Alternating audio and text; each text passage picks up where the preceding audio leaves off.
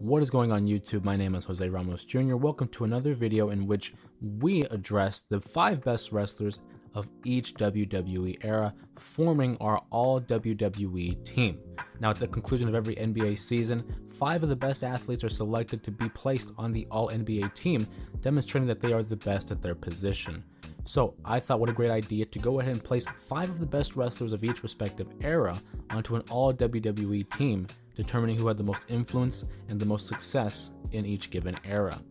In today's video, you see the title. We're going to be talking about the WWE Reality Era, which ran from 2013 to 2016. And I must say, I feel like out of all of the videos regarding all WWE teams, this one was probably the easiest because 3 of the 5 selections basically were lumped up together. And of course, I'm referring to the members of the Shield. Seth Rollins, Dean Ambrose, and Roman Reigns really helped define the early years of the Reality Era as well as the next era that would follow. But with Seth Rollins, Dean Ambrose, and Roman Reigns, they would enter the WWE as a force to be reckoned with in the Shield.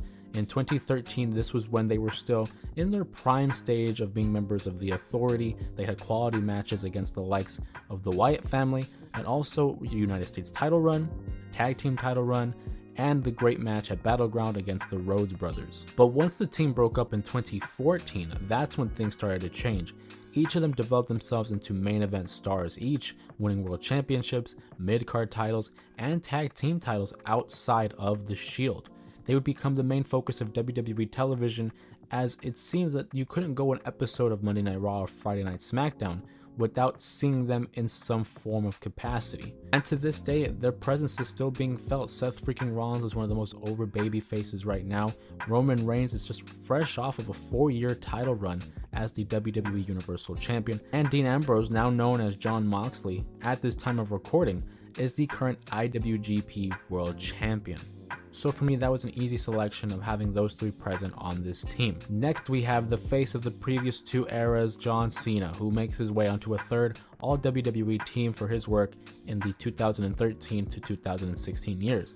This was around the time where John Cena would take a step back. He wasn't really primarily in the world title scene, but think about that United States Championship run that he had in 2015. Arguably one of the best United States Championship reigns in WWE history, having quality matches in wrestling opens against the likes of Sami Zayn, against the likes of Cesaro, and Kevin Owens. John Cena helped his own case with his wrestling legacy by having these quality matches against these guys. This was also the era where we saw the return of Brock Lesnar and began the trend of the part-time attraction. Brock Lesnar would make his return in 2013, but it wouldn't be until 2014 where he defeated The Undertaker at WrestleMania 30 to end the WrestleMania streak.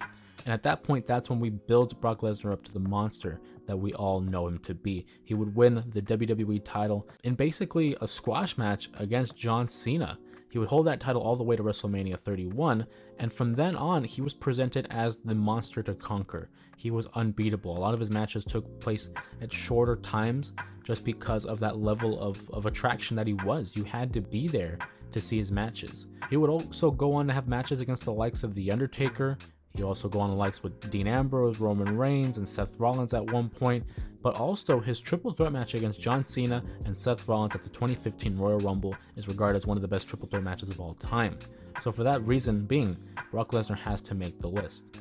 In terms of honorable mention, I have 3 names that immediately come to mind. Randy Orton, how could I not include him? He was at his peak with the Authority. Bray Wyatt, who was introduced as a new gimmick and the new face of fear, and had a lot of buzz surrounding he and his Wyatt family.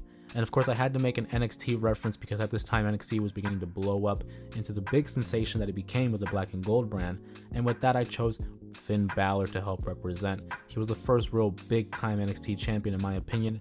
Of course, before him there were great champions, but it was something different once Finn Balor got there, because it felt like it elevated the brand to that next level.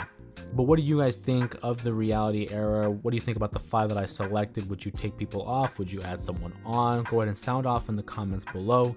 But also be sure to like, share, and subscribe to keep up to date with all these videos that I produce on the channel. And until then, my name is Jose Ramos Jr. and I will see you guys in the next video.